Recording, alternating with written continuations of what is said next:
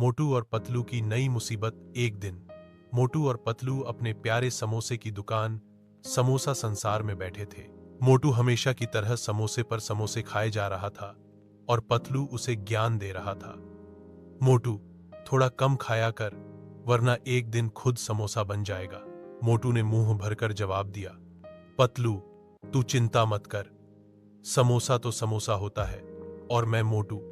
तभी समोसा संसार के मालिक, समोसे वाले चाचा उनके पास आए। उनके चेहरे पर चिंता की लकीरें थीं। मोटू, पतलू, एक बड़ी मुसीबत आ गई है। पतलू ने तुरंत पूछा, क्या हुआ चाचा जी?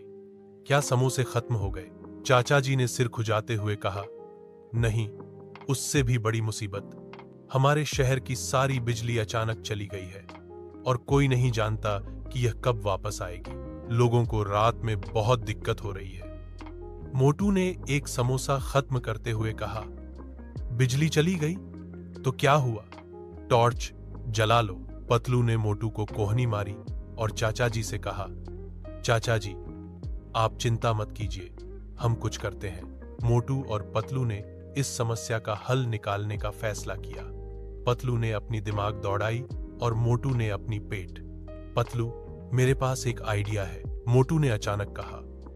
अगर हम एक बहुत बड़ा जनरेटर बनाएं, तो पूरी बिजली वापस आ जाएगी। पतलू ने हैरानी से पूछा, जनरेटर? लेकिन कैसे? मोटू अपनी समोसा खाने की शक्ति को याद करते हुए बोला, जब मैं बहुत सारे समोसे खाता हूं तो मेरे अंदर बहुत ऊर्जा आ जाती है। अगर हम उस ऊर्जा को इस्तेमाल करें तो एक ऐसा जनरेटर बन सकता है जो पूरे शहर को रोशन कर देगा। पतलू को यह आइडिया थोड़ा अजीब लगा, लेकिन मोटू की समोसे वाली ऊर्जा का उसे पूरा यकीन था। उन्होंने मिलकर एक योजना बनाई। अगले दिन उन्होंने शहर के चौक में एक बहुत बड़ा जनरेटर बनाना शुरू किया।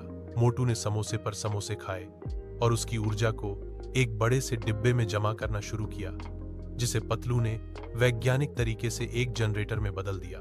मोटू को समोसे खाते खाते हिचकी आने लगी, लेकिन उसने हार नहीं मानी। पूरा शहर उन्हें देख रहा था। कुछ लोग हंस रहे थे तो कुछ लोग हैरान थे। झटका भी वहां आ गए और बोले, यह क्या कर रहे हो तुम दोनों? मोटू की समोसा ऊर्जा से बिजली? यह असंभव है। लेकिन मोटू और पतलू ने किसी की बात नहीं सुनी।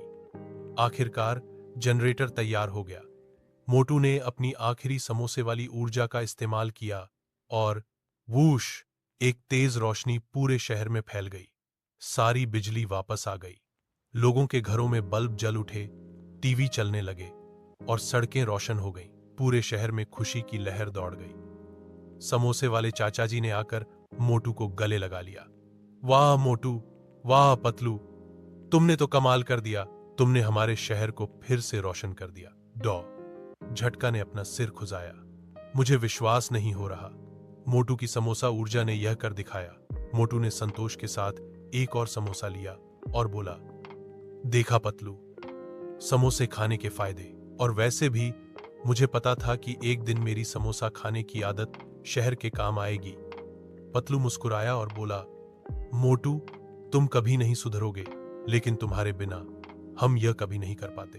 और इस तरह मोटू और पतलू ने एक बार फिर अपने अनूठे तरीके से शहर को एक बड़ी मुसीबत से बचाया और यह साबित कर दिया कि दोस्ती और थोड़ी सी समोसे वाली ऊर्जा से कुछ भी संभव है।